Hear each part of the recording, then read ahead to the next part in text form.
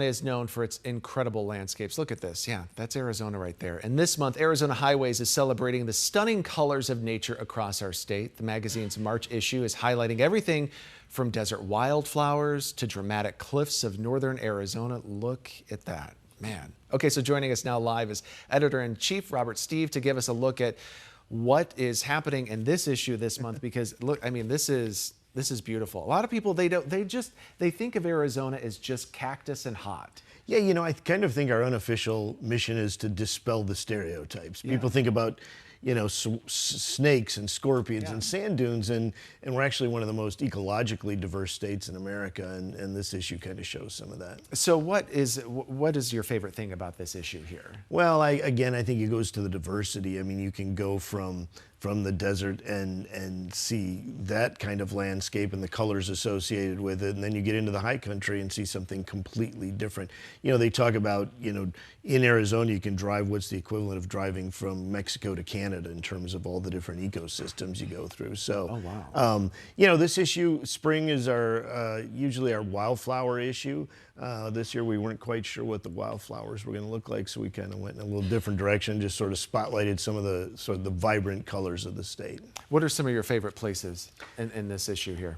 Well, you know, right on the cover, you know, up in the White Mountains. Can see it. Yeah, it's, you know, you and I were talking off camera that, you know, people just don't believe that that's, you know, they think they're in Maine or somewhere, but that's actually Arizona. So I do love the White Mountains because it's not just because of what it looks like up there, it's so beautiful, but it's amazing how few people go there. You know, everybody goes to Flagstaff, which is a great place to visit in Sedona, but, you know, if you go in a different direction, you can find some solitude.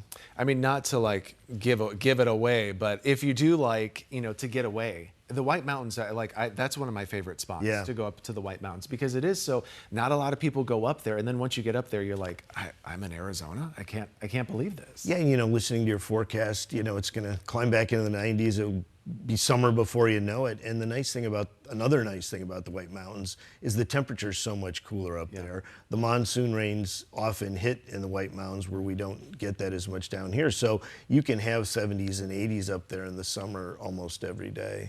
So flipping through the magazine, I always wonder, how do you find these places? But how do you pick, like, I want to highlight this? Because, like, look at these photos that are in there. Yeah. I mean, first, they're just stunning photos. That's just miraculous right there. So how do you find those places and know, I want to highlight this? You know, I mean, you know, we call it an embarrassment of riches. We're fortunate to work with so many great photographers who live out of their campers, and they just drive around that one shot of Monument Valley that scrolled through there with all that fog. I mean, that's such a rare thing, and you only get that photo because a photographer happened to be in the right place at the right time, and so we're always looking for new takes on old places. And you guys just had a big anniversary, right? We turned 100 last year. Not many magazines. We were about 2 weeks after the New Yorker, so we feel like we're in good company. So there aren't many magazines that have been around for 100 years continuously. Some stopped publishing and then started up again. But, you know, like Life magazine didn't make it that long, Saturday Evening Post. So to have been doing what we're doing for so long is something we're proud of. Why do you think that is? I think it's because it's so unique. I mean, when we came on the scene, it was before there was internet, before there was color television even. So, you know, we made an imprint around the world. But I think it's what we were talking about at the outset. I think people have this expectation of what Arizona is, and our magazine tries to show the world that it's something else. Yeah, this is a great thing to pick up, because you really do discover new things about Arizona than just, you know, what's here in the valley or up in the high country, which, you know, where so many people go. I was just in Flagstaff, and nothing against Flagstaff, but it was jam-packed. Yeah, it's a beautiful place, but you don't get the solitude that you can get in. And it's not just the White Mountains. You can go to southern Arizona, the grasslands down there. There's a lot of places to go. We just had the information right there. If you do want to get yourself an issue as well, the March issue right there, beautiful. Okay. Thank you so much. Well, I'm sure we'll see you soon. Yeah, it's great to be here. Yep, we'll see you in April, hopefully. Yeah, we'll be back.